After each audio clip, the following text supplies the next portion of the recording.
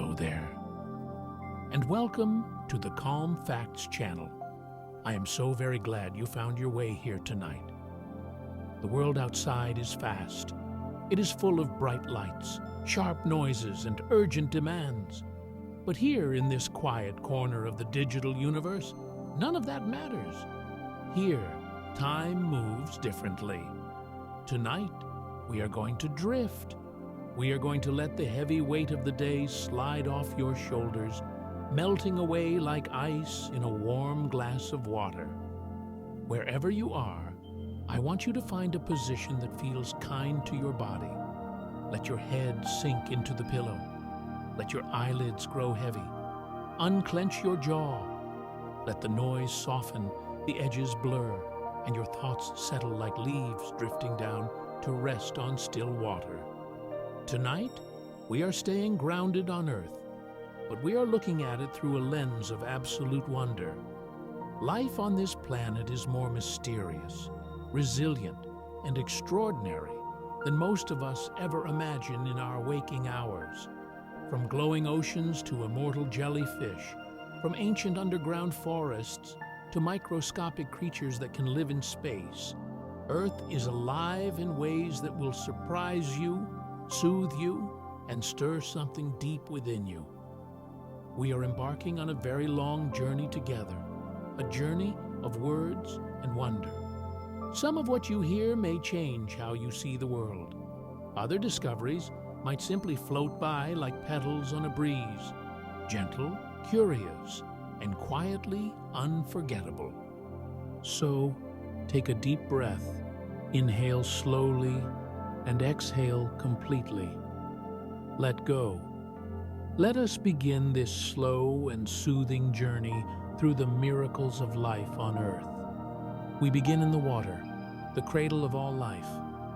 Near the warm coastal waters of the Mediterranean and in oceans around the world, there drifts a creature that defies one of nature's most universal laws.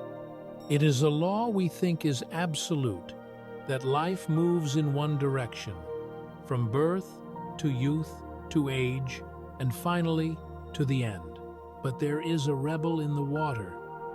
The Turritopsis dohrnii, often called the immortal jellyfish, has a remarkable, almost magical ability. It is a tiny creature, barely the size of a pinky nail, translucent and bell-shaped, trailing delicate tentacles like fine silk threads in the current. It floats, it pulses, it exists in the quiet rhythm of the sea. But consider this: when this jellyfish is injured, or when it grows too old, or when the water becomes too cold or hostile, it does not die. Instead, it makes a choice. It decides to reverse time. Imagine, if you can, a butterfly that decides it is tired of flying. It lands on a leaf, wraps itself in a cocoon, and dissolves back into a caterpillar, ready to grow all over again. This is essentially what the immortal jellyfish does. It begins a process called transdifferentiation. Its cells, which had become specialized to form tentacles or nerves or skin, begin to change. They shapeshift. They retract. The jellyfish sinks to the ocean floor and reverts its body to an earlier stage of life. It returns to its polyp form, the jellyfish equivalent of childhood, a tiny stalk rooted to the seabed. From this polyp, it buds again. It is reborn. This process isn't just theoretical. It has been observed repeatedly in quiet laboratories and silent seas. The jellyfish can cycle through its life stages over and over. Adult to child, child to adult. A loop of life that spins potentially forever, unless it is eaten or destroyed by violence. It doesn't hold the key to eternal life for humans. Our biology is far too rigid for such fluid magic. But it reminds us that nature's imagination far exceeds our own. We often think of time as a straight line, an arrow flying forward. But here, floating quietly in the salty suspension of the sea, is a creature that treats time like a circle. It rewinds the clock, not once, but again and again, drifting, reversing, living, a tiny, pulsating miracle that refuses to end. If the jellyfish represents the fluidity of time, the coral reef represents the solidity of patience. When we think of great structures on Earth, we might think of skyscrapers, or pyramids, or mountains. But the largest living structures on our planet are built by architects so small you would need a magnifying glass to see their faces. Coral reefs are among the most vibrant ecosystems on Earth, but they are not built by plants, and they are not made of rock. They are built by animals. Each coral is a colony, a city of thousands of tiny creatures called polyps. They are soft-bodied, related to anemones and jellyfish. They sit in their limestone cups, extending tiny, stinging tentacles to catch plankton drifting by in the night current. They are the slowest builders in the world. Each polyp secretes calcium carbonate from its base. It creates a tiny, stony skeleton to protect its soft body. Layer by layer, micrometer by micrometer, these skeletons accumulate. Over years, over centuries, over millennia, they form massive underwater cathedrals. The Great Barrier Reef, visible from space, was built by these microscopic laborers, working in the dark, working in the silence. And within these reefs, life flourishes. Fish, crustaceans, mollusks, sea turtles. Despite covering less than 1% of the ocean floor, coral reefs support nearly a quarter of all marine life. They are living cities. But there is a secret rhythm to the reef that few get to see. The moon controls them. On certain nights of the year, usually in late spring or early summer, when the water temperature is just right and the moon is full and bright above the waves, the reef wakes up, all at once. This is the coral spawning. It is a synchronized event of breathtaking precision. Corals across miles of reef, connected by nothing but water and instinct, release their eggs and sperm into the ocean at the exact same moment. It happens in the dark. Millions of tiny, colorful spheres float upward like an underwater snowstorm in reverse. Pink, orange, and red bundles drift toward the surface, guided by the moonlight filtering down through the waves. It is a silent explosion of life, a biological ballet choreographed by the orbit of a celestial body hundreds of thousands of miles away. The moon pulls the tides, and the coral answers. It reminds us that even stationary things that look like rock and stone, are deeply connected to the rhythm of the cosmos. In the quiet reef, the moon calls, and life answers. Let us move deeper now, away from the sun-dappled reefs, down into the vast open blue. Here, the water is cold, the pressure is immense, and the distances are unfathomable. But even here, there is connection. Even here, there is song. Whales can sing across entire oceans. We are used to sound fading quickly. A shout in a field travels only so far before the wind carries it away. But beneath the surface of the sea, sound behaves differently. Water is denser than air, and it carries vibrations with incredible efficiency. The calls of the blue whale and the fin whale are among the loudest and deepest sounds made by any animal on Earth. These are low-frequency vocalizations, so deep that they are often below the range of human hearing. We would feel them in our chests rather than hear them with our ears. A vibration, a thrumming in the water. In the right conditions, in the deep sound channels of the ocean, where temperature and pressure create a kind of acoustic highway, these songs can travel for thousands of miles. A whale singing off the coast of Virginia might be heard by another whale in the deep waters of the Caribbean. Think about that for a moment. Imagine calling out to a friend who is on the other side of a continent and having them hear you. Whales use these songs to find mates, to navigate the featureless dark, and to communicate across the vast, lonely distances of the pelagic world. Each population has its own dialect. The whales of the Pacific sing a different song than the whales of the Atlantic, and even more beautifully, their songs evolve. The humpback whale is a composer. Their songs are complex, intricate melodies that can last for 20 minutes or more, repeated for hours. But they are not static. Every year, the song changes. One whale might introduce a new phrase, a new series of clicks or whoops. If the song is catchy, other whales nearby will pick it up. The new tune spreads through the ocean like a slow-moving wave, passed from whale to whale, until the entire population is singing the new variation. We don't fully understand everything they are saying. We can record the clicks, the whistles, and the moans. We can visualize the sound waves on our computer screens, but the meaning remains theirs. We know it matters, though.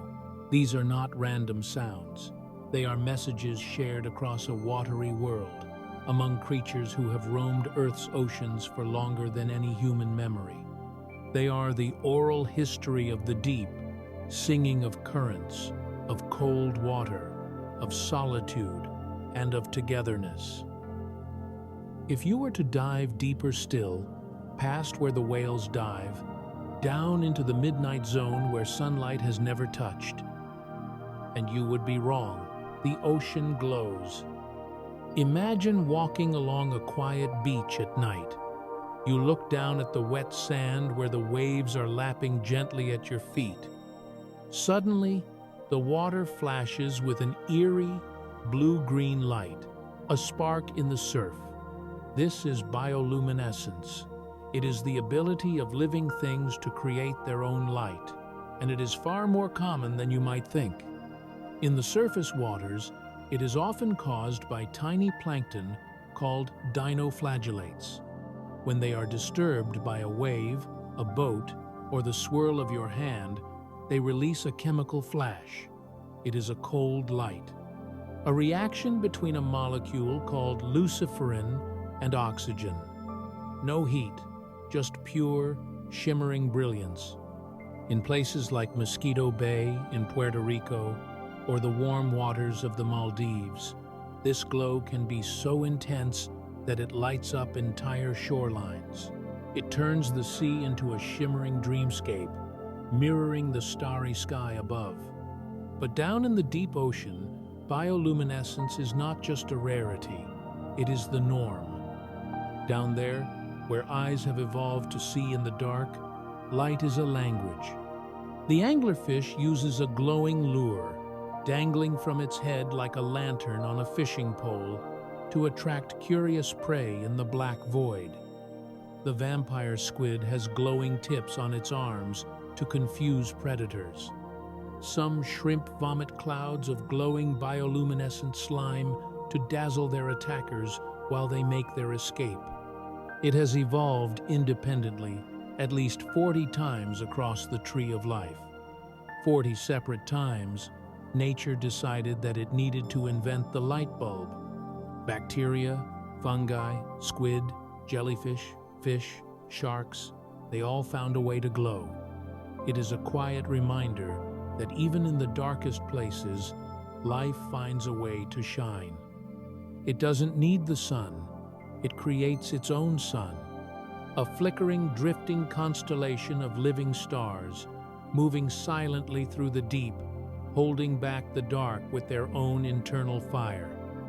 The ocean is vast, but life is curious. It pushes boundaries. It seeks new frontiers. We tend to think of the line between the water and the land as a sharp border. You are either swimming or you are walking. But nature loves a gradient.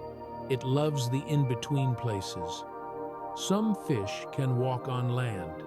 Consider the mud skipper. It is a fish with gills and fins and scales, but it spends much of its life out of the water. It lives on the mudflats of mangroves, places that are neither fully land nor fully sea. The mud skipper has strong pectoral fins that look almost like arms. It uses them to crutch its body forward, dragging itself across the slick mud. It can skip, it can jump, it can even climb the lower roots of mangrove trees to escape the rising tide. How does a fish breathe air? It carries the ocean with it. Before it leaves the water, the mud skipper takes a large gulp, filling its mouth and gill chambers with water. It seals them shut, like a diver taking a tank of air down into the deep only in reverse. It is a fish taking a tank of water up onto the land. As long as its gills stay wet, it can absorb oxygen from the air. It also breathes through its wet skin, absorbing the atmosphere directly into its blood. It watches the world with bulbous eyes that sit high on top of its head, swiveling independently to watch for predators from the sky and prey on the mud.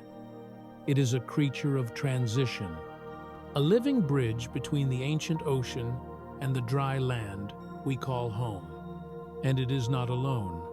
The climbing perch of Southeast Asia can survive out of water for hours, sometimes days, crawling across wet grass at night to find new ponds. Eels have been known to slither through damp meadows under the cover of darkness. These amphibious feats are quiet echoes of our own distant past. Hundreds of millions of years ago, our ancestors were the ones dragging themselves onto the mud, looking at the dry land with new eyes, taking that first difficult breath of air. One fin, one breath, one step at a time. Life stretches its boundaries, refusing to be contained by the shore. We came from the ocean, and in a very real way, we never left it. We just took it with us. Your body is mostly water. The saline solution that flows through your veins, the fluid that cushions your brain, the moisture in your eyes, it all has a chemical composition strikingly similar to seawater. We are walking bags of the primordial ocean. But we are also ecosystems. You might feel like a single person, one name, one mind, one body. But in reality, you are a planet. Your body contains trillions of cells. About 30 trillion of them are human cells, the cells that contain your DNA, that make up your skin, your heart, your muscles. But living on you and inside you are roughly 39 trillion microbial cells, bacteria, viruses, fungi, archaea. They live on your skin, creating invisible landscapes and territories. They live in your mouth. They thrive deep within your gut. This collection is called your microbiome, and it is not just along for the ride. It is an essential part of you. These tiny passengers help digest your food, breaking down complex molecules your body can't handle alone. They produce vitamins that keep you healthy. They train your immune system, teaching it what to attack and what to ignore. They even influence your mood and behavior, sending chemical signals from your gut to your brain via the vagus nerve. You are a collaboration. And just as no two fingerprints are alike, your microbiome is uniquely yours. The cloud of microbes you carry is a signature of everywhere you have been, everything you have eaten, and everyone you have touched. So, the next time you feel lonely, lying in the dark, remember this: you are never truly by yourself. You are a bustling, thriving metropolis. You are a coral reef of your own. You are a walking ecosystem, a world within a world, teeming with quiet, invisible life that is working right now to keep you whole. Listen to the rhythm of your own breath, in and out. That breath is a gift from the ocean too. Algae produce most of the oxygen you breathe. We often thank the trees for our air, and they certainly do their share. But the true lungs of the earth are blue, not green. Drifting near the surface of the sea are tiny organisms called phytoplankton. They are microscopic algae. You cannot see them with the naked eye, but they are there by the billions, staining the water with their chlorophyll. Just like plants on land, they perform photosynthesis. They drink in the sunlight. They swallow the carbon dioxide from the atmosphere, and in exchange, they release oxygen. Despite their tiny size, these drifting algae produce more than half of Earth's breathable oxygen, more than the Amazon rainforest, more than all the woods of the north combined. Every second breath you take comes from the ocean. The air filling your lungs right now, as you lie there relaxing, was likely crafted by a microscopic creature floating thousands of miles away, bobbing in the gentle swell of the Pacific or the Atlantic. It is a connection that spans the globe, an invisible thread tying your chest to the waves. The ocean breathes, and you breathe with it. We have drifted through the waters. We have met the immortal and the microscopic. We have felt the deep songs of whales and seen the lights in the dark. But the land holds its own secrets. The forests are waiting, the trees are whispering, and the soil beneath us is alive with engineers and architects. We have left the sea behind us now. We have stepped out of the waves and onto the solid, welcoming earth. Can you feel the ground beneath you? Steady, ancient, unmoving. Tonight, we are walking into the forest. The air here is different. It smells of damp soil, of pine needles, of rain that fell days ago and is still evaporating slowly from the bark of old trees. It is a place of shadows and filtered light, where the sun paints patterns on the ground that shift with the wind. To the human eye, a forest can seem like a collection of individuals. A pine tree here, an oak tree there, a fern, a mushroom, all standing alone, reaching for the sun, fighting for space. But that is an illusion. If you could see beneath the soil, if you could peel back the layers of earth like the pages of a book, you would see that the forest is not a collection of individuals at all. It is a single, breathing, sharing community. Trees whisper to each other through a hidden network. In the stillness of a forest, there is a secret conversation taking place beneath your feet. It is happening right now, even as you rest. Trees, long thought to be solitary giants, are connected by an underground network of fungal threads known as mycorrhiza. These threads are incredibly fine, so delicate that a single teaspoon of forest soil can contain miles of them. They weave through the earth, linking the roots of one tree to the roots of another and another, until the entire forest is wired together. It is not a metaphor. It is a biological internet. Scientists have begun calling it the Wood Wide Web. Through these delicate filaments, trees exchange nutrients. They send chemical signals. They trade carbon for phosphorus. They act like a family. Older trees, the massive ones with canopies that touch the sky, are often called mother trees. They are the hubs of the network. They use this fungal web to support their offspring, funneling sugars and resources to the young saplings growing in the deep shade below, giving them the strength to survive until they can reach the light. But it goes beyond family. A birch tree might support a neighboring fir tree in the winter when the fir is struggling. A dying tree may pass its remaining energy into the network, a final gift to the forest before it falls. And they talk. If a tree is attacked by beetles or pests, it sends a chemical warning through the roots. Danger, it whispers. Raise your defenses.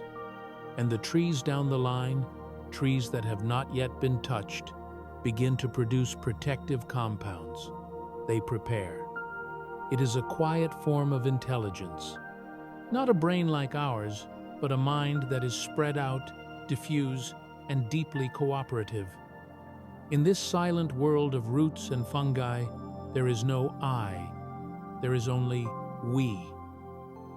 As we look up from the roots to the canopy, we see another miracle. The Amazon rainforest makes its own rain. We usually think of weather as something that happens to the earth.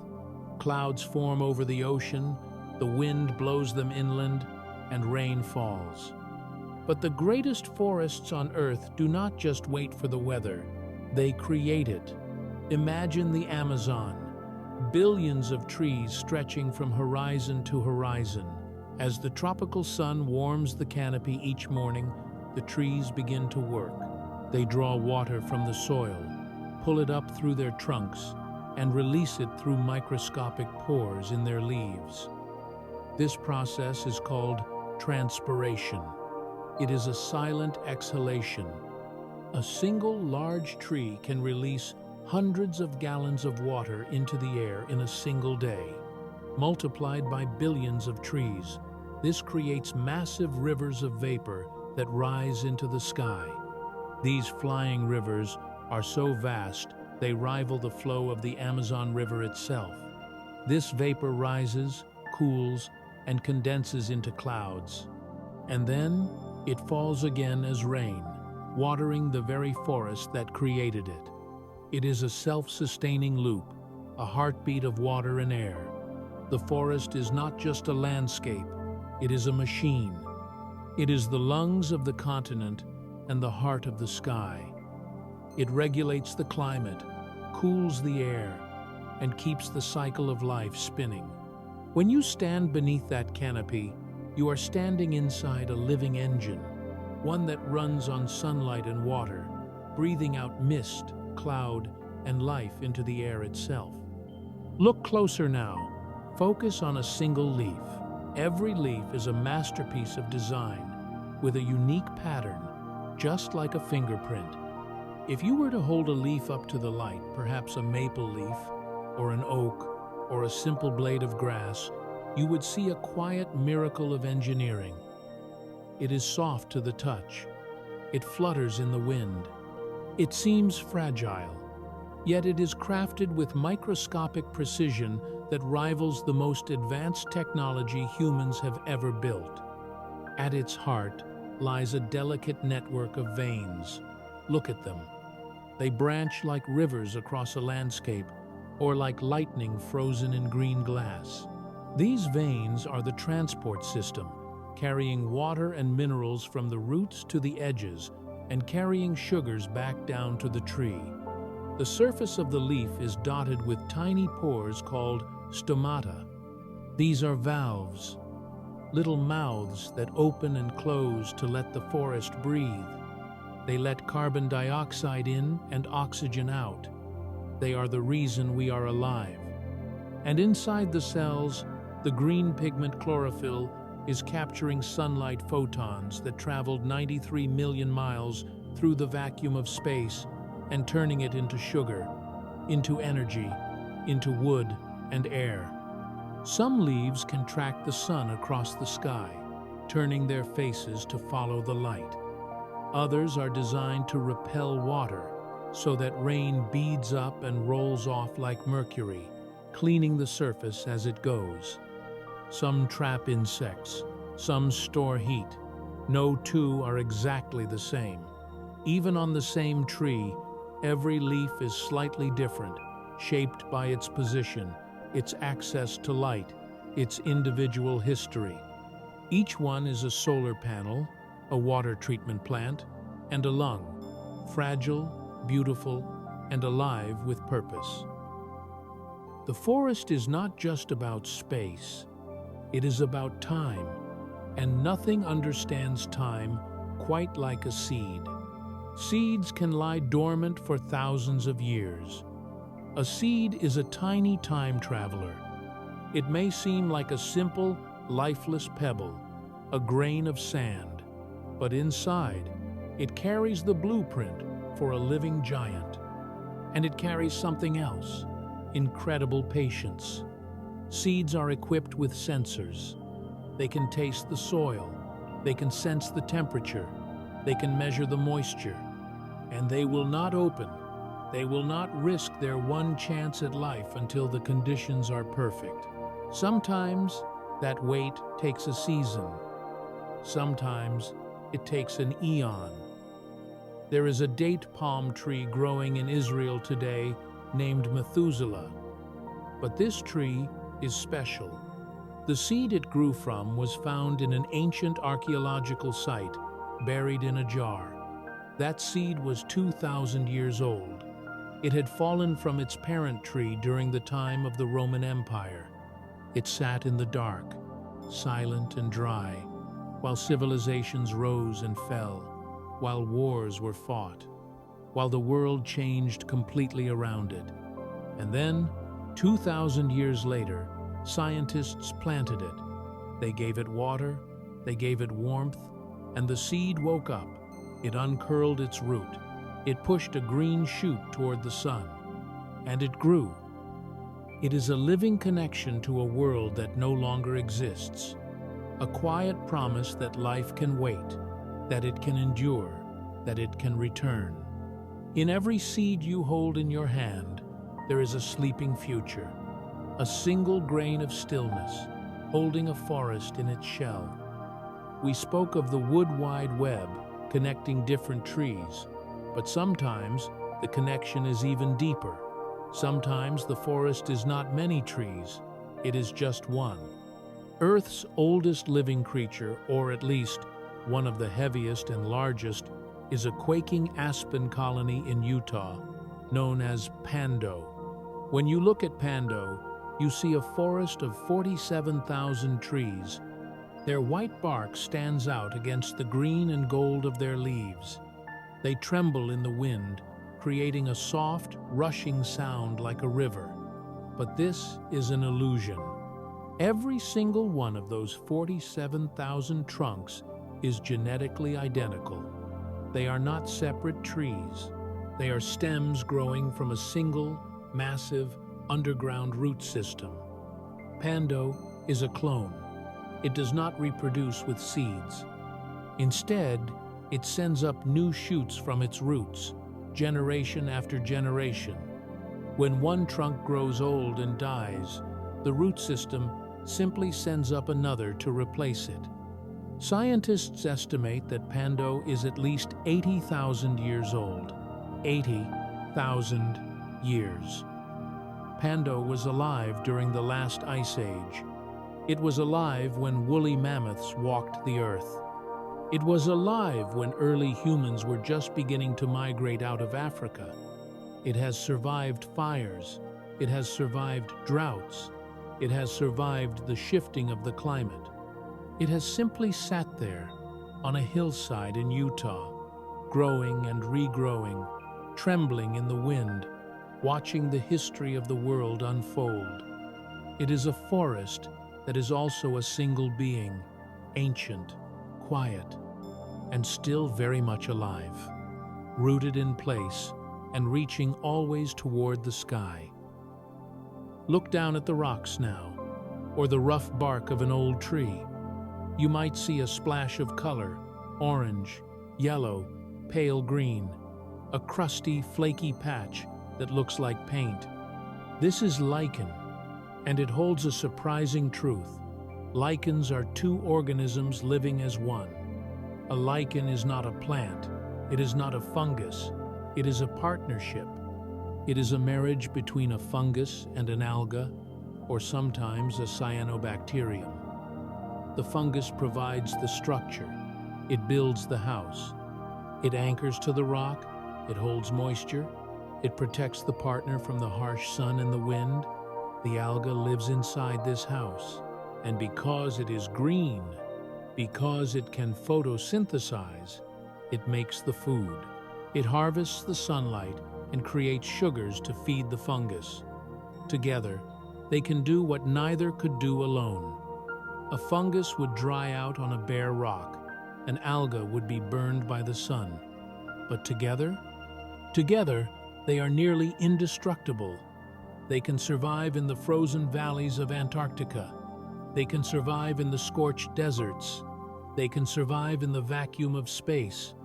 They are the first things to grow on new lava flows, breaking down the rock into soil, paving the way for mosses, then ferns, then trees. It is not always a gentle partnership. Sometimes the fungus is demanding, but the result is resilience, a blended life form. It is a quiet collaboration written onto the surface of the world. Two species, one life, proving that in this harsh universe, it is better to be together than to be alone. We think of plants as passive, green scenery that stays still. But in the quiet corners of the green world, plants are awake, they are sensing, and some of them are hunting. Some plants eat animals. The Venus flytrap sits in the bog, its leaves open like a pair of waiting hands. It is hungry. The soil it lives in is poor, lacking the nutrients it needs. So it looks to the sky. Inside its trap are tiny, sensitive hairs. If an insect lands and touches one hair, nothing happens. The plant waits. It does not want to waste energy on a falling leaf or a raindrop. But if the insect touches two hairs within 20 seconds, or the same hair twice, the plant knows. It counts, 1, 2, snap. In a fraction of a second, faster than you can blink, the trap shuts. It becomes a stomach. It digests the meal, absorbing the nitrogen it needs. And then, days later, it opens again. Reset. Ready. It is a plant that can count, a plant that measures time. And other plants can hear. Flowers, those delicate symbols of beauty, are listening. Research has shown that certain flowers, like the evening primrose, can respond to the sound of a bee's buzz. They do not have ears, but their petals vibrate in resonance with the specific frequency of a bee's wings. It is like a tuning fork. When the flower feels this vibration, when it hears the bee coming, it responds. Within minutes, it floods its nectar with more sugar. It makes itself sweeter. It prepares a better reward for the pollinator, ensuring that the bee will stay longer and visit again. It is a quiet dialogue. The bee calls, and the flower answers. The garden is not silent. It is full of delicate, humming conversations. Plants are not just standing there. They are paying attention. They are calculating. They are listening to the world around them. And finally, before we leave the forest, we must acknowledge the recycler, the darker magic. We mentioned the fungal web that connects the trees. But fungi have other roles. There is a fungus that turns ants into zombies. It sounds like a ghost story, but it is simply nature's way of maintaining balance. The cordyceps fungus infects an ant. It grows inside the ant's body, and then it gently takes the wheel. It releases chemicals that change the ant's behavior. It compels the ant to climb, up a stem, up a leaf, to a place where the humidity and temperature are perfect for the fungus. There, the ant bites down. It anchors itself, and the fungus blooms. It is a somber thought, perhaps, but in the forest, nothing is wasted. Death is simply the beginning of new life. The breakdown of one thing fuels the growth of another. Mushrooms are the digestive system of the forest. Without them, the world would be buried in dead wood and leaves. They break down the old to make room for the new. They turn death into soil. The forest holds beauty, yes, but it also holds a strict, elegant balance. A cycle of rising and falling, of growing and decaying, that has turned slowly for millions of years. The trees stand tall, the moss glows green, the seeds wait in the dark, and the fungal threads weave it all together into one vast, living tapestry. You can rest here, under the canopy, protected by the leaves, connected to the earth. But our journey is not over. From the forest, we will look upward, to the sky, to the creatures of the air, to the strange and wonderful adaptations of the animals that walk, fly, and hide in this green world. The trees have stopped whispering for now. The ocean is behind us. Now, we look into the eyes of the others. We share this planet with millions of other species. For a long time, we thought we were the only ones who felt deep emotion. We thought we were the only ones who made plans, or solved problems, or gave names to our friends. But the more we watch, and the quieter we become, the more we realize that we are not alone in our awareness. The world is full of minds. Some are like ours, some are entirely alien, and some are so small and collective that we barely recognize them as minds at all. Tonight, let us walk among the thinkers, the feelers, and the dreamers of the wild.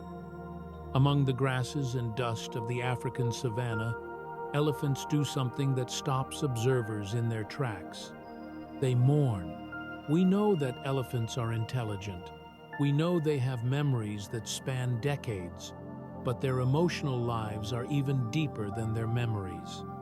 When an elephant herd comes across the bones of a deceased relative, or even the bones of an elephant, they did not know. They do not simply walk past. They stop. The atmosphere changes. The herd goes quiet. One by one, they approach the remains. They extend their trunks, those sensitive, powerful tools that can uproot trees or pick up a single peanut, and they touch the bones. They hover over the skull. They run their tips along the ivory tusks. They gently turn the bones over. It is a slow, tactile investigation. Scientists have observed elephants returning to the same spot years later to visit the bones again, to remember. They have been seen standing guard over a dying companion, staying nearby, refusing to leave them to the predators, sometimes trying to lift them back up. Their grief may not be exactly like ours. We cannot know the landscape of an elephant's mind, but it is clearly something deeply felt. It is a heavy, solemn recognition of loss. They form strong family bonds that last a lifetime. They celebrate births, they protect each other, and they honor their dead. It is a quiet truth that humbles us, that empathy, loss, and love do not belong only to humans. In the hearts of these great, gentle giants, something very old and very tender stirs. A recognition of life's impermanence, felt beneath the weight of the gray skin and the vast, open sky. If the elephant is a kindred spirit, the octopus is a visitor from another dimension. In the silent depths of the ocean, the octopus drifts like a fluid dream. It has no bones, it has 3 hearts, and it has a brain that wraps around its throat. But the octopus is not just strange, it is a genius. It is considered the most intelligent invertebrate on Earth, but its intelligence is not like ours. It is distributed. 2/3 of an octopus's neurons are not in its head, but in its arms. This means that each arm has a mind of its own. An arm can taste, touch, and decide to explore a crevice or grab a crab without waiting for instructions from the central brain. It is a creature of 8 swirling, independent thoughts, all working in harmony. And it has a secret power that goes down to its very molecules. Octopuses can rewrite their own DNA, or more accurately, their RNA. Most animals, including us, are born with a genetic code that is more or less fixed. DNA makes RNA, and RNA makes proteins. It is a strict instruction manual, but the octopus can edit the manual on the fly. They can alter their RNA to change the proteins their bodies produce. This allows them to fine-tune their biology in real time. If the water gets too cold, they can edit their nervous system to work better in the chill. They can adjust how they sense the environment. We don't fully understand how or why they do this to such an extent. It is a capability that seems almost magical, a shapeshifter not just in appearance, but in essence. They watch us with those eerie, horizontal pupilled eyes. They solve puzzles. They open jars. They escape enclosures. They are curious, playful, and profoundly different. A liquid intelligence flowing through the sea, rewriting itself as it goes. While the octopus thinks in solitude, the dolphin lives in a world of constant conversation. In the shimmering blue, dolphins communicate with an intricate language of clicks, whistles, and body postures. For years, we knew they were talking. But recently, we learned something even more remarkable. They have names. Each dolphin develops a unique signature whistle early in life. It is a distinct melody, a pattern of sound that belongs only to them. It is their acoustic ID. Other dolphins learn and remember this whistle. They use it to call out to specific individuals. "I am here," the whistle says. Or perhaps, "Where are you?" It is not mimicry, it is recognition. When researchers played back a dolphin's own signature whistle, the animal responded just like a person turns their head when they hear their name called across a crowded room. This suggests a level of self-awareness and social complexity that was once thought to be uniquely human. Dolphins live in complex, ever-changing groups. Friends come and go. Alliances are formed. Having a name helps them maintain these bonds. It helps them navigate their fluid social world. In the deep, dolphins speak. They gossip. They call for help. They greet each other. And in their calls, we glimpse something astonishing: the roots of language, echoing beneath the waves. Look up now, to the power lines, to the branches of the city trees. There is a bird watching you, and it might be taking notes. Crows and ravens, members of the corvid family, are not just scavengers. They are scientists in feathers. Their brains are small compared to ours, but they are incredibly dense with neurons. They are capable of things that human toddlers struggle with. Crows can plan for the future. In the wild, they have been observed saving tools for later use. They will hide a good stick or a hook they have fashioned, knowing they will need it tomorrow. They understand cause and effect.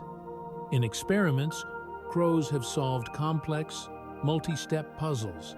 One crow had to pull up a string to get a stick, use the stick to get a stone, and use the stone to weigh down a platform to release a treat.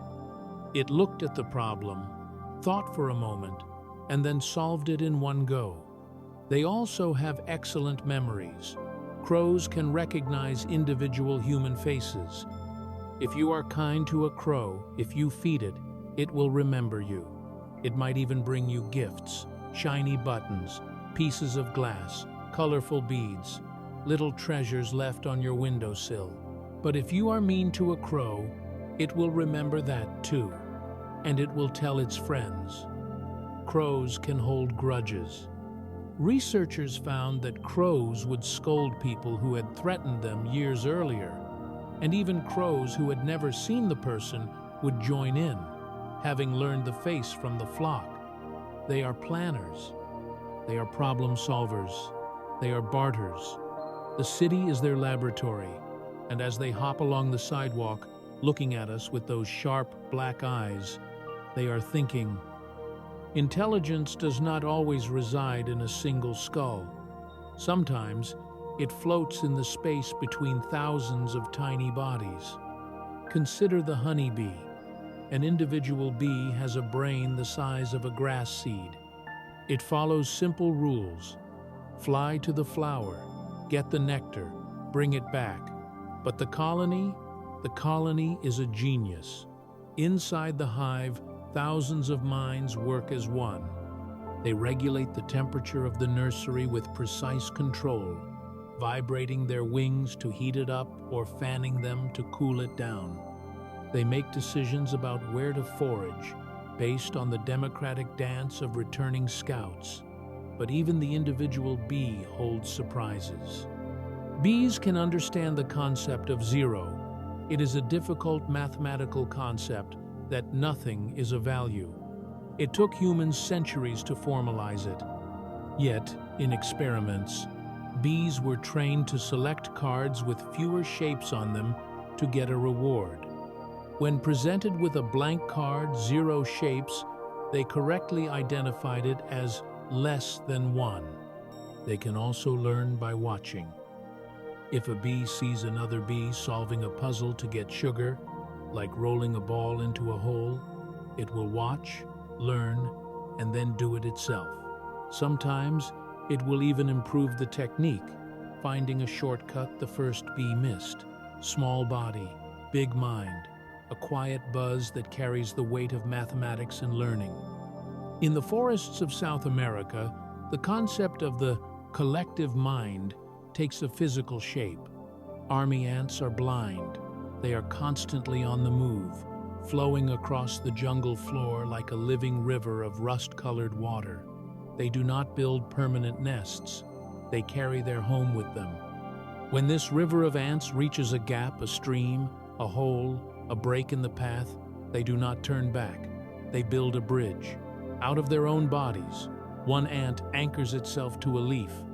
Another climbs onto its back and holds on. Then another, and another. They link their legs and mandibles, forming a chain that stretches across the void. As the chain grows, it becomes a structure, a bridge. Other ants walk across the backs of their sisters to reach the other side. The bridge is intelligent. It adjusts in real time. If the traffic is heavy, more ants join the structure to widen it. If the gap shifts, the bridge moves. They can even build rafts to float on water during floods. Thousands of ants woven together into a waterproof, floating mat that protects the queen and the eggs in the center. There is no leader, no general shouting orders. The bridge emerges from local decisions, each ant responding to the touch of its neighbor, one body among many, all working as one, a shape-shifting architecture made entirely of life. We usually assume that to think, you need a brain, you need neurons, but the slime mold proves us wrong. It looks like something from a science fiction movie, a bright yellow, pulsating blob that lives on decaying wood and damp soil. It is a single-celled organism. It has no brain, no nervous system, no eyes, and yet it can solve mazes. If you place a slime mold at the start of a maze and a piece of oat flake at the end, it will explore. It spreads out in all directions, flowing down every corridor. But once it finds the food, something incredible happens. It retracts. It pulls back from all the dead ends. It shrinks down until its body forms a single, thick tube connecting the start to the finish. It creates the most efficient path possible. Japanese scientists once arranged oat flakes in a pattern matching the cities surrounding Tokyo. They let the slime mold loose. Within hours, the mold had created a network of tubes connecting the food sources. When they compared the mold's pattern to the actual railway system of Tokyo, designed by human engineers over decades, it was nearly identical. The slime mold had redesigned the subway system in a single day, without a single thought. It uses chemical gradients and physical feedback to think with its body. It is a strange, mesmerizing reminder that intelligence comes in many forms and that nature finds the most efficient answer, even without a brain to guide it. Finally, we come to the question of self, the I. Most animals, if you show them a mirror, see a stranger. A dog will bark at the other dog. A cat will swat at it. They do not realize they are looking at themselves. But a few distinct creatures have passed the mirror test. It is a simple test. Scientists place a colored mark on the animal's body, a spot they cannot see without the mirror. Then, they give them a mirror. If the animal looks in the glass, sees the mark, and then reaches up to touch the mark on their own body, it means they understand. They know, that is me. Who has passed? The great apes, chimpanzees, bonobos, orangutans. That is expected. But so have dolphins, and elephants, and magpies, birds related to the crow, and possibly even manta rays, the great winged gliders of the ocean. There is even evidence that a tiny fish, the cleaner wrasse, recognizes itself. This self-recognition is rare, but it is profound. It hints that the spark of self flickers in minds very different from ours. The boundary between us and them is not a wall. It is a mist. Across the tree of life, animals are waking up. They are looking in the mirror. They are looking at each other, and they are looking at us. We are surrounded by awareness, by grief, by planning, by joy, and by the quiet, steady work of living. We have seen the thinkers, the feelers, the builders, but the earth is also home to the survivors, to creatures that have adapted to the most extreme environments imaginable, to animals that defy physics, biology, and belief. As we move forward, we will journey into the strange, into the deserts, the ice, and the peculiar habits of the creatures that thrive where no one else can. We have seen the deep oceans and the green forests. We have looked into the eyes of the wise and the watchful. But Earth is not always a gentle mother. There are places on this planet where the wind cuts like glass, where the sun burns the sand into blisters, where the air is too thin, the water too scarce, or the pressure too crushing for ordinary life to exist. And yet, life is there. Life is stubborn. It refuses to quit. When the door slams shut, life finds a window. When the window is sealed, life becomes a ghost and walks through the wall. Tonight, we look at the survivors, the shapeshifters, the creatures that have broken the rules of biology simply because they had to. Wrap your blanket a little tighter. Let us step into the cold. In the icy stillness of the North American winter, the woods are silent. The birds have migrated. The bears are sleeping deep in their dens. But on the forest floor, buried under a layer of leaf litter and snow, there is a small frog, the wood frog. It is not hiding deep underground. It is right there, near the surface, and it is dead. Or at least, it appears to be. If you were to pick it up, it would feel like a hard, cold rock. Its legs are stiff. Its eyes are opaque and staring. There is no breath, no movement. And most terrifying of all, there is no heartbeat. The frog has frozen solid. In most living things, freezing is a death sentence. Ice crystals form inside the cells, tearing them apart like jagged glass. But the wood frog has a secret weapon. As the temperature drops, the frog's liver begins to pump massive amounts of glucose sugar into its blood. This sugar acts as a natural antifreeze. It surrounds the cells, preventing the water inside them from turning into sharp crystals. The water between the cells freezes, turning the frog into a block of ice, but the cells themselves remain soft and safe.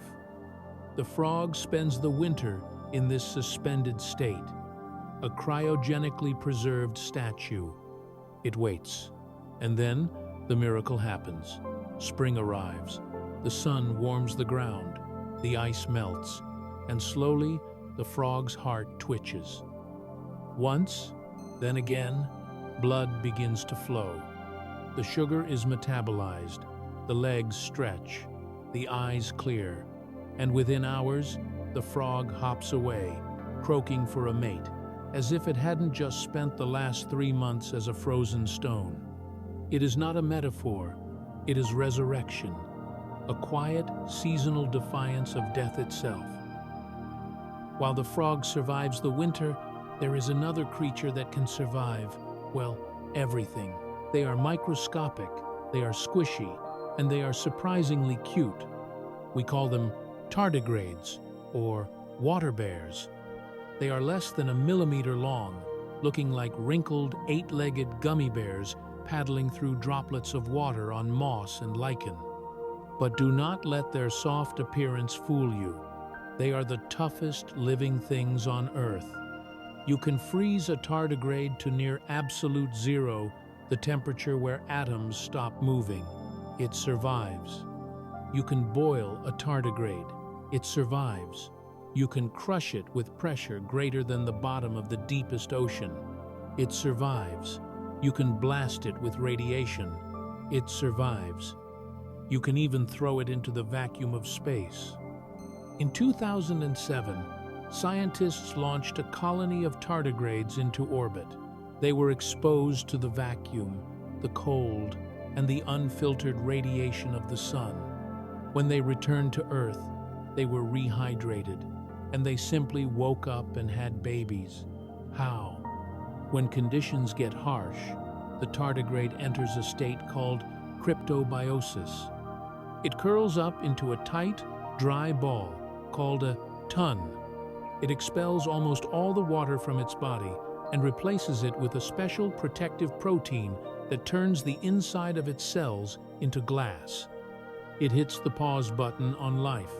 Its metabolism drops to 0.01% of normal. It is not alive, but it is not dead. It is waiting. It can wait for decades, maybe centuries.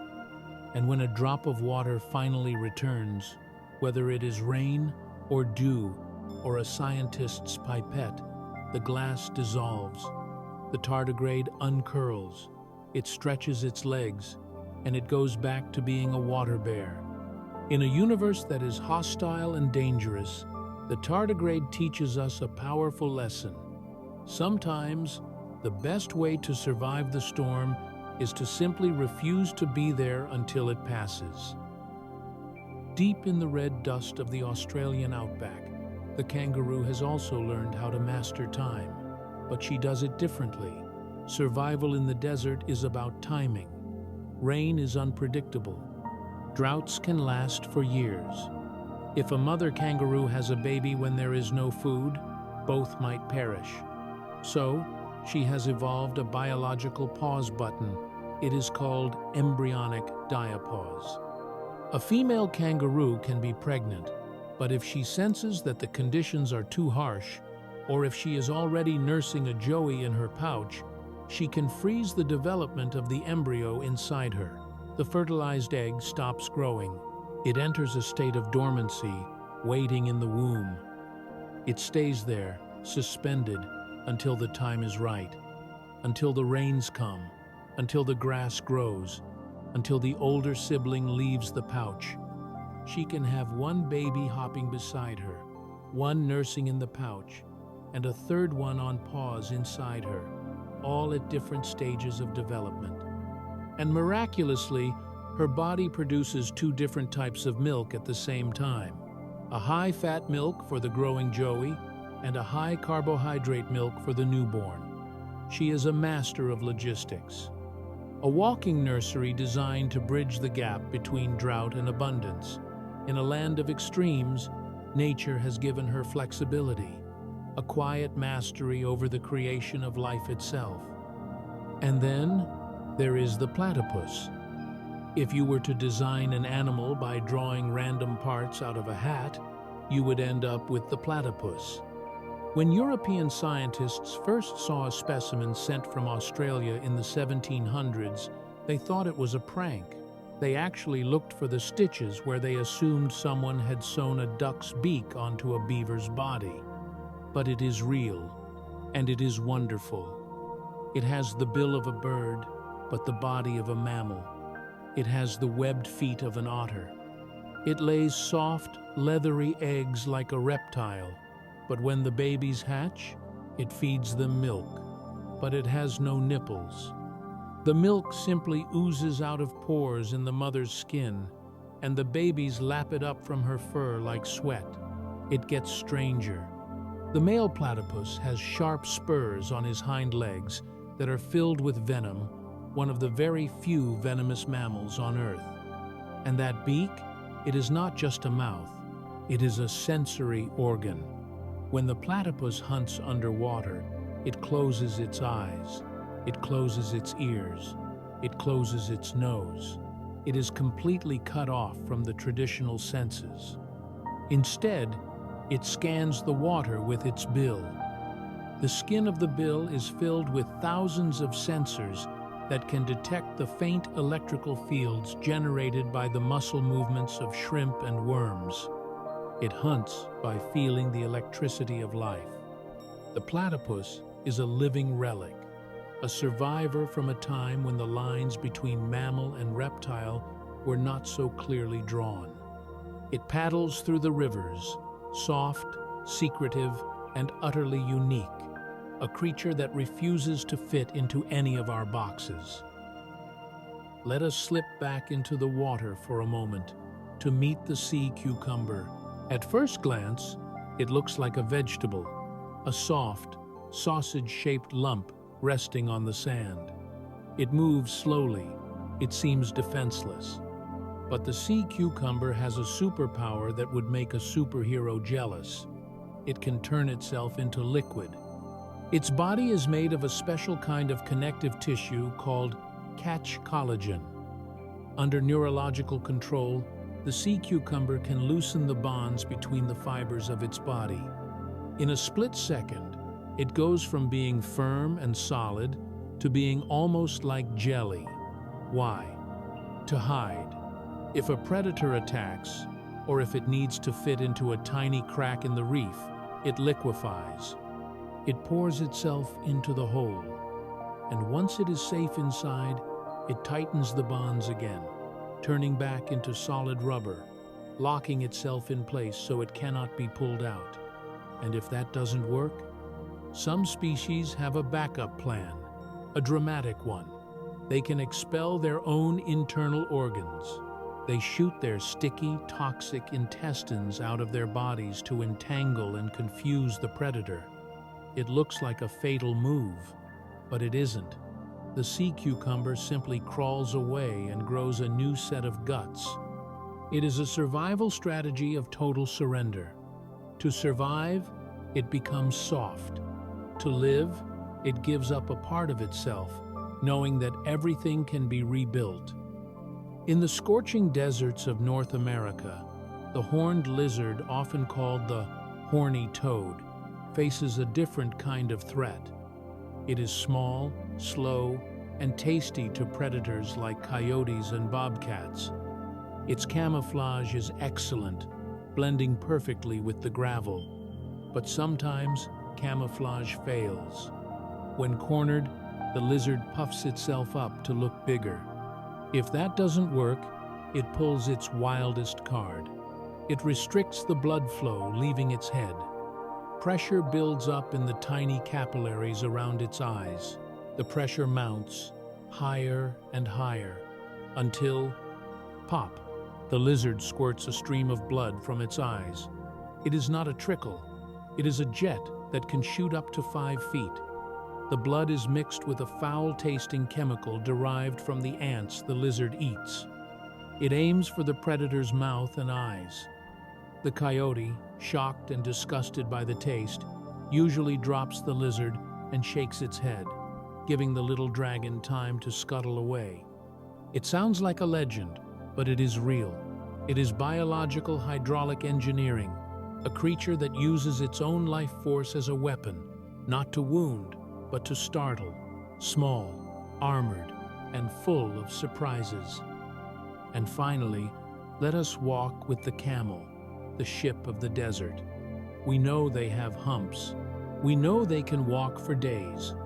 But the biology of a camel is a masterclass in water conservation.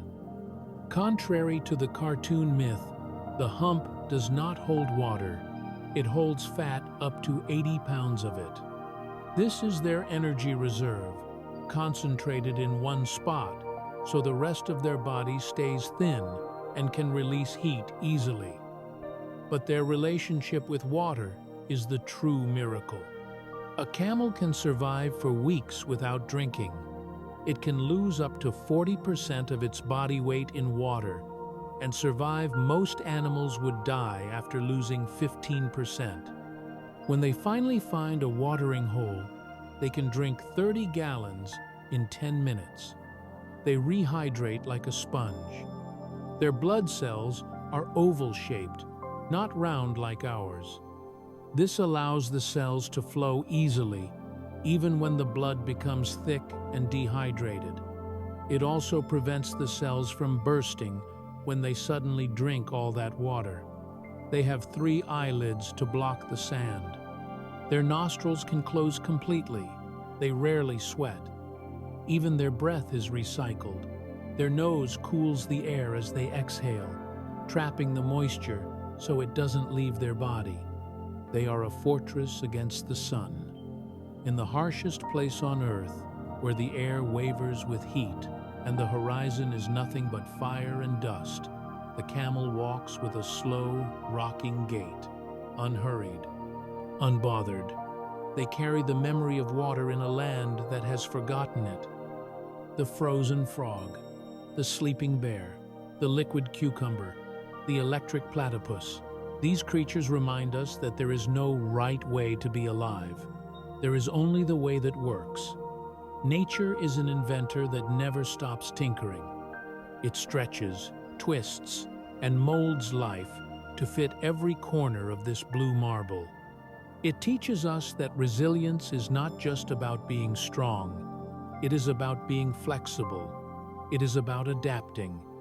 And sometimes, it is about waiting for the ice to melt. We have explored the land and the sea. Next, we will turn our eyes to the invisible, to the microscopic, to the forces that shape our world but can only be seen with the mind's eye. We have walked the forests.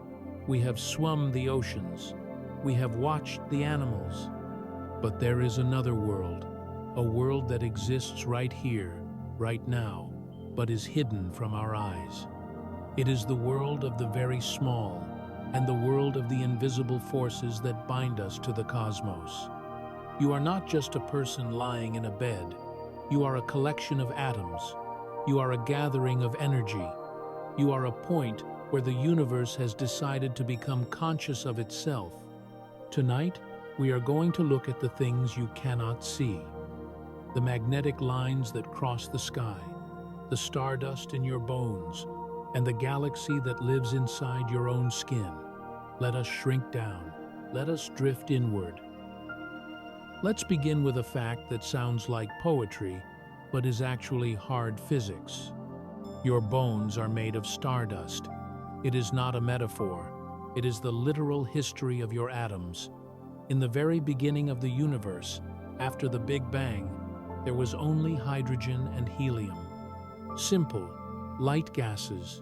There was no carbon, no oxygen, no iron to make blood red, no calcium to make teeth white. Those heavy elements had to be forged. And the only furnaces hot enough to create them were the hearts of massive, ancient stars. For millions of years, those stars burned. They fused hydrogen into helium, helium into carbon, carbon into neon, oxygen, silicon, and finally, iron. And then they died. They exploded in massive supernovas, scattering those new elements across the cosmos. Dust clouds formed. Gravity pulled them together.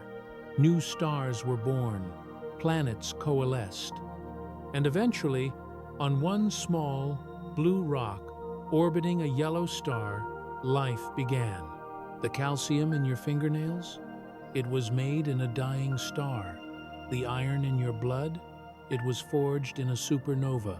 The carbon in every cell of your body? It drifted through space for eons before it became you. You are not just in the universe. You are the universe. You are the cosmos, arranged in a specific pattern that can think, breathe, and wonder. You are 14 billion years of history, sitting quietly in a room, breathing in and breathing out. Now, look inward, beneath your skin. The human body contains roughly 30 trillion cells. 30 trillion. It is a number so large, our brains cannot truly comprehend it. There are more cells in your body than there are stars in the Milky Way galaxy. And each one of those cells is not just a building block. It is a bustling, complex city. If you could shrink down and float inside a single cell, you would see a world of frantic, precise activity. You would see proteins walking along distinct pathways, carrying cargo like microscopic delivery trucks. You would see mitochondria, the power plants, burning fuel to create energy. You would see the nucleus, the library, where the DNA is kept safe, constantly being read and transcribed. Every second, millions of your cells die, and millions more are born. You are constantly rebuilding yourself. You are a river of life that looks like a solid object. The lining of your stomach replaces itself every few days. Your skin is new every few weeks. Your skeleton is replaced every 10 years. You are not the same person you were when you started listening to this. You are a shifting, flowing symphony of cellular cooperation. And somehow, amidst all this movement, all this death and birth of tiny parts, you remain. The consciousness, the observer, the quiet center of the storm. And here is a secret about those cells. They shine. The human body glows. It is true. You are bioluminescent, just like the jellyfish or the firefly, though much, much fainter. This light is not reflected heat. It is actual visible light produced by chemical reactions inside your cells. As your metabolism runs, as free radicals interact with fats and proteins, they release tiny particles of light photons. It is too dim for our eyes to see. It is about 1,000 times weaker than the sensitivity of the human eye. But sensitive cameras have captured it. We glow most brightly in the late afternoon. Our faces are the most luminous parts of us. You are literally radiating light into the room right now. You are a beacon, a candle that burns softly in the invisible spectrum. Even in the deepest sleep, even in the darkest room, you are never truly dark. You are always shining. Deep inside the library of your cells, written into the code that makes you human, there are strangers. We tend to think of viruses as enemies, invaders that make us sick, and many of them are. But some viruses are ancestors. For millions of years, retroviruses have infected our distant animal ancestors. Sometimes, these viruses didn't kill the host. Instead, they inserted their genetic code into the host's DNA, and it stayed there. It was passed down to the children and the children's children.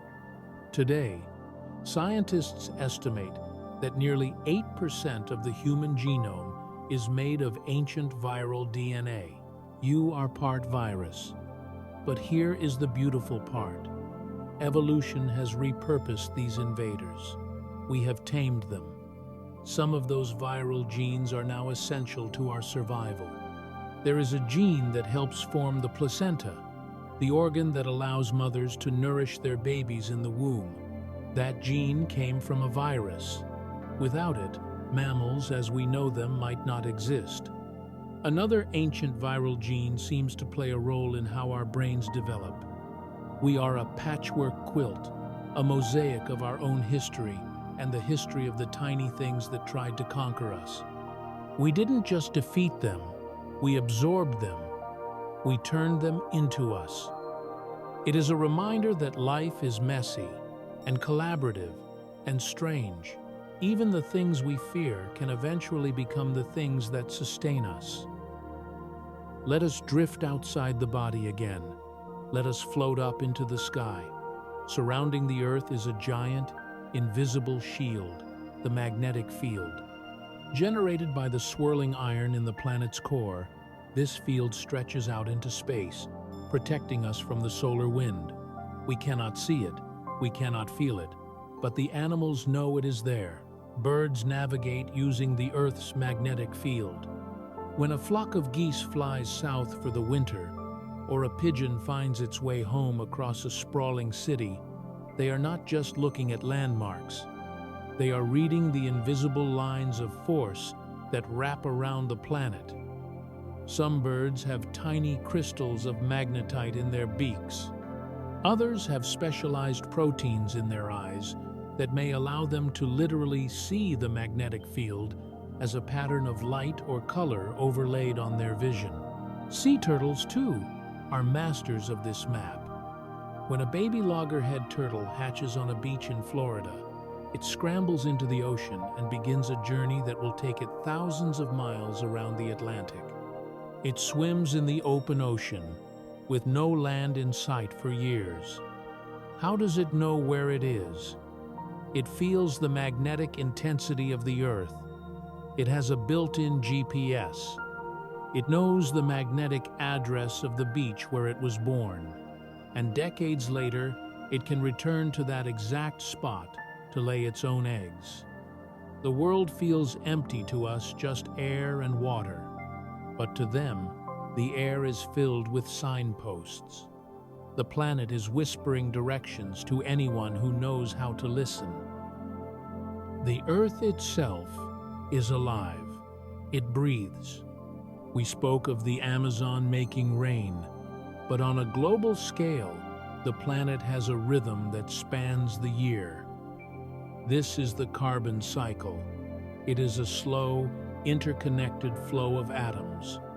Carbon moves through the air, the water, the stones, and the living things.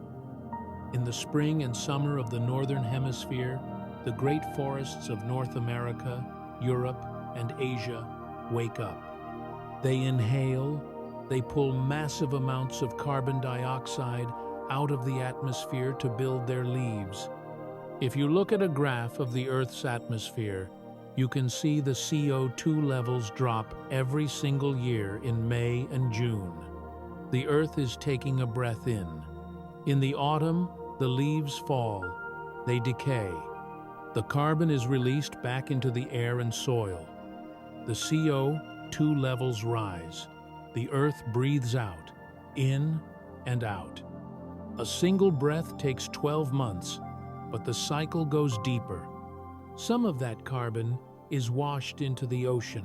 Tiny creatures build shells from it.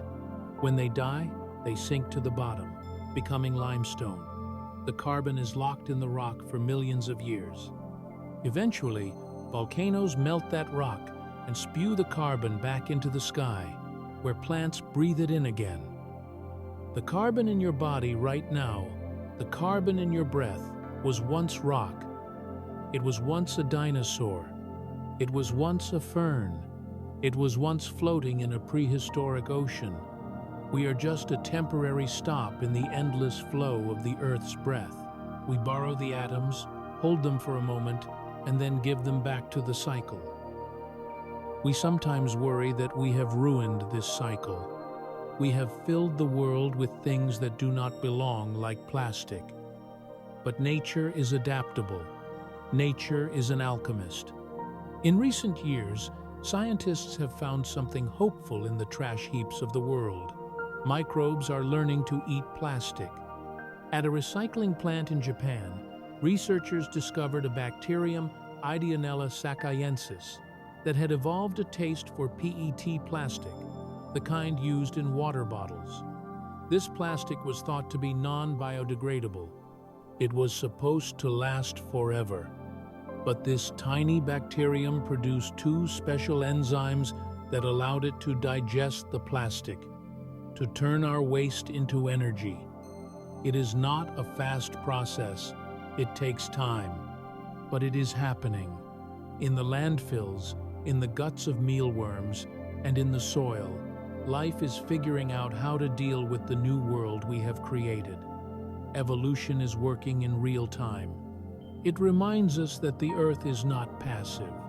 It does not just sit there and take damage. It responds. It invents. It finds a new way to eat. We are not the only ones shaping the future. The smallest, quietest lives are working on it too. Let us end this part of our journey by looking at the very fabric of reality. If you look at an atom, you see a nucleus in the center and electrons buzzing around the outside. But what is in between? Empty space. Atoms are 99.9999999% empty space. If the nucleus of an atom were the size of a marble sitting on the center line of a football stadium, the electrons would be tiny gnats buzzing around the very highest seats in the stands. Everything in between is emptiness. Since you are made of atoms, you are also mostly empty space. So, why do you feel solid? Why doesn't your hand pass through the table? Because of forces. The electromagnetic fields of your atoms push against the fields of the table's atoms. It is energy pushing against energy. You are not really touching the world. You are hovering above it, at an atomic distance, floating on a cushion of force. You are a ghost made of energy, convinced that you are solid, and that empty space inside you, it isn't really empty. It is filled with potential. It is filled with the quantum fields that make up the universe. You are spacious. You are vast. You are full of room for stars and breath and silence. From the stardust that made us, to the invisible fields that guide us, to the empty space that fills us, we are part of a mystery much larger than ourselves. We have explored the invisible. We have looked at the building blocks. Now, for the final leg of our journey, we must look at the story itself, the deep past, the distant future, and the resilience that ties it all together. We will end where we began, with the endurance of life. We are nearing the end of our journey now. We have seen the life that swims, the life that grows, and the life that glows. We have looked at the invisible world inside ourselves. But there is one last dimension we must explore. It is the dimension of time. Earth is old. It is 4.5 billion years old. It is a number so large, it feels like a dream. If you were to walk one step for every year the Earth has existed, you would have to circle the equator twice. The planet has a memory. It remembers things we have forgotten. It remembers when the mountains were oceans. It remembers when the poles were tropical jungles. It remembers when the sky was a different color. Tonight, before you sleep, let us listen to the memories of the Earth. Let us find comfort in the fact that the world has been here for a long, long time, and it will be here when we wake up. Imagine the Sahara. You see gold, you see heat, you see a sea of sand stretching from the Atlantic to the Red Sea. It is the definition of a desert, harsh, dry, eternal. But the Sahara is not just a desert. It is a memory of a garden. Roughly 6,000 to 8,000 years ago, a blink of an eye in geologic time, the Sahara was green. This was the African humid period. The Earth's axis tilted slightly, just enough to pull the monsoon rains northward. And the desert bloomed. Rivers flowed where sand dunes now stand. Massive lakes, shimmering in the sun, covered thousands of square miles. The largest, Lake Megachad, was bigger than all the Great Lakes of North America combined. Wildlife roamed the grasslands. Elephants, giraffes, crocodiles, and hippos swam in the Sahara. Humans lived there too. Deep in the desert today, in hidden caves like the Cave of Swimmers, there are ancient paintings on the rock. They do not show camels. They show people swimming. They show cattle. They show a world of water and life. Eventually, the earth wobbled back. The rains faded. The green retreated. The sand returned to bury the lakes. But the seeds are still there. Deep beneath the sand, the memory remains. And scientists say that one day, thousands of years from now, the cycle will turn again. The rains will return. The Sahara will breathe in the green once more. The landscape is not dead. It is sleeping, waiting for its turn to wake. If the desert remembers the rain, the ocean remembers the beginning. Swimming in the dark waters tonight is a creature that defies time, the shark. We think of them as frightening predators, but try to see them as elders. Sharks have been on Earth for over 400 million years. Let that sink in. Sharks are older than Mount Everest. Sharks are older than the dinosaurs. Sharks are older than flowers. Sharks are older than butterflies. Sharks are even older than trees. There was a time on Earth when the oceans were full of sharks, but the land was just bare rock and moss. There was not a single tree standing tall. The shark was already perfect. It was already gliding through the currents, fully evolved, watching the world change above the waves. They have survived 5 mass extinctions. They watched the asteroid hit the Earth. They watched the volcanoes erupt. They watched the ice ages come and go. And through it all, they just kept swimming. Their lineage is a silver thread that has never broken. When you see a shark, you are looking at a masterpiece of survival. A biological design so efficient that nature hasn't bothered to change it in 400 million years. Silent, ancient, and enduring. The history of Earth is not just a story of survival. It is a story of starting over. Life has nearly ended 5 times. These are the mass extinctions, the great dyings, times when the sky turned dark, the oceans turned sour, and the majority of species vanished. The worst was the Permian extinction, 252 million years ago. 90% of all life on Earth disappeared. The planet was a graveyard, silent, empty. But it was not the end. In the ashes, life found a way. Tiny creatures burrowed underground. Seeds lay dormant in the mud. Fungi broke down the decay, and slowly, painfully, life returned. Not the same life, but new life. The end of the amphibians gave rise to the reptiles. The end of the dinosaurs gave rise to the mammals. The end of the megafauna gave rise to us. We are the children of the survivors.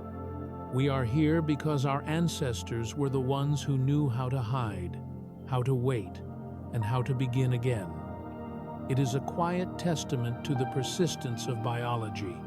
Life does not just endure, it adapts. It evolves. It reinvents itself. No matter how dark the night gets, the earth always finds a way to bring back the dawn. There are places where life waits longer than we can imagine. Deep underground, miles beneath your feet, there is water. Some of this water has been trapped in the rock for billions of years. It has not seen the sun since the earth was young. In a mine in Canada, nearly 2 miles down, scientists found pockets of this ancient water. It was flowing from cracks in the rock. When they analyzed it, they found it was 2.6 billion years old, and in that water, life, tiny microbes, living in the dark, eating hydrogen and sulfate from the rock itself. They had been cut off from the surface world for eons. They didn't know about the dinosaurs. They didn't know about the birds. They didn't know about us. They simply lived, slow, patient, existing on a timeline that makes our lives look like flashes of lightning. It is called the deep biosphere. Some scientists believe there might be more life inside the Earth than on top of it. A hidden ocean of life, embedded in the stone, waiting in the dark. A planet inside a planet. And now, we return to here, to now, to you. We have traveled from the bioluminescent bays to the frozen tundra, from the heart of the atom to the edge of the galaxy, from the ancient past to the living moment. You are part of this story. You are made of the same carbon that cycled through the dinosaurs. You breathe the oxygen made by the invisible ocean. You are powered by the electricity that sparks in your brain. You are protected by the magnetic field of the planet. You are not separate from nature. You are not a visitor on this earth. You are the earth. You are the planet thinking. You are the planet feeling. You are the planet resting. Everything we have talked about tonight, the resilience, the adaptation, the survival, it is all inside you too. Your body knows how to heal. Your mind knows how to dream. Your spirit knows how to wake up again in the morning. But for now, there is nothing left to do. The work of the day is done. The history of the world is written. The future is waiting for tomorrow. Right now, there is only the quiet. Let your body sink into the mattress. Feel gravity holding you, just as it holds the oceans and the mountains. You are grounded. You are safe. You are home. Let your feet relax. Let your hands rest. Let your eyes close. The jellyfish is drifting in the dark water. The forest is breathing in the mist. The earth is spinning, slow and steady, carrying you through the stars. Life is extraordinary. Life is resilient. And life is resting. Sleep now. Drift. Dream. Good night.